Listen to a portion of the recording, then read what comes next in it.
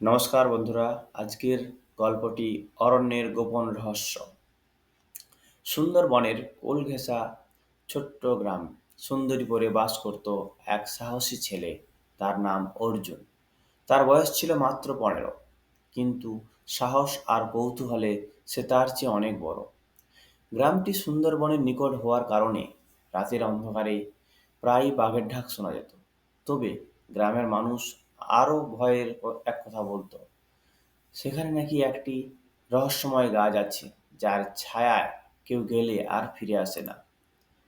অর্জুন এসব গল্পকে কল্পকথা বলে উড়িয়ে দিত, কিন্তু তার দাদু তাকে একদিন বলেছিলেন, গাছটির তলায় প্রকৃতির এক গভীর রহস্য লুকিয়ে আছে।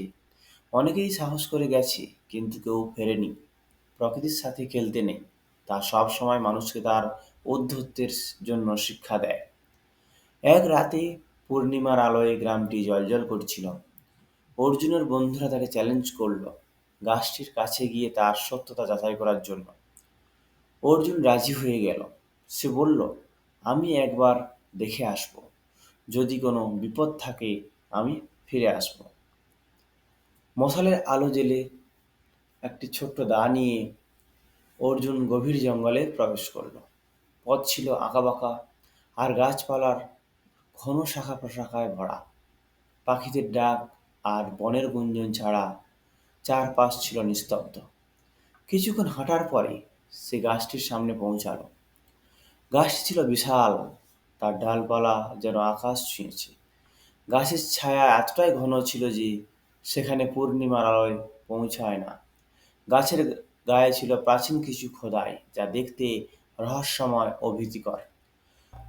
গাছের পাশ থেকে একটি কণ্ঠ ভেসে এলো, তুমি কেন এসেছ? অর্জুন চমকে উঠল। সে সাহস করে বলল, আমি জানতে এসেছি এই গাছকে নিয়ে যা বলা হয় তা সত্যি কিনা। আমি গ্রামবাসীদের ভয় দূর করতে চাই। গাছটি জীবন্ত হয়ে উঠল, তার ডালপালা হাওয়ায় নড়ে উঠল। যদি তুমি সত্যিই সাহসী হও, তবে আমাকে 3টি প্রশ্নের উত্তর দাও। যদি পারো, তবে তুমি নিরাপদে ফিরে যাবে। যদি না পারো, এখানেই তোমার শেষ। অর্জুন রাজি হয়ে বলল, জিজ্ঞাসা করুন। তার প্রথম প্রশ্ন ছিল, মানুষ প্রকৃতিকে শোষণ করে, কিন্তু প্রকৃতি তাদের কি শেখায়? অর্জুন বলল, মানুষকে শেখায় ভারসাম্য বজায় রাখতে। দ্বিতীয় প্রশ্ন ছিল, সবচেয়ে শক্তিশালী কি?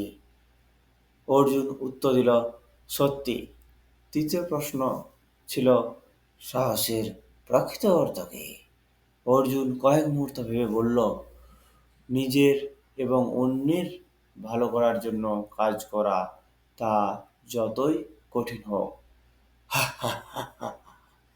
তুমি সঠিক উত্তর দিয়েছ।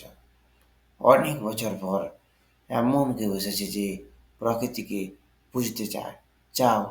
এই শিক্ষাগুলোকে মানুষের মধ্যে ছড়িয়ে দাও। অর্জুন নিরাপদে ফিরে এলো। সবাই তার গল্প শুনে মুগ্ধ হলো। সে সবাইকে বোঝালো প্রকৃতির সাথে মিতালি করার গুরুত্ব। গ্রামের মানুষ বুঝতে পারল, প্রকৃতির ভয় থেকে নয়, তাকে সম্মান করে বাঁচতে হবে। নৈতিক শিক্ষা এই গল্পে যে প্রকৃতির সঙ্গে সহাবস্থানই আমাদের টিকে থাকার চাবিকাঠি। ভয়কে জয় করতে হলে জ্ঞান ও দয়া একসঙ্গে প্রয়োজন। ধন্যবাদ।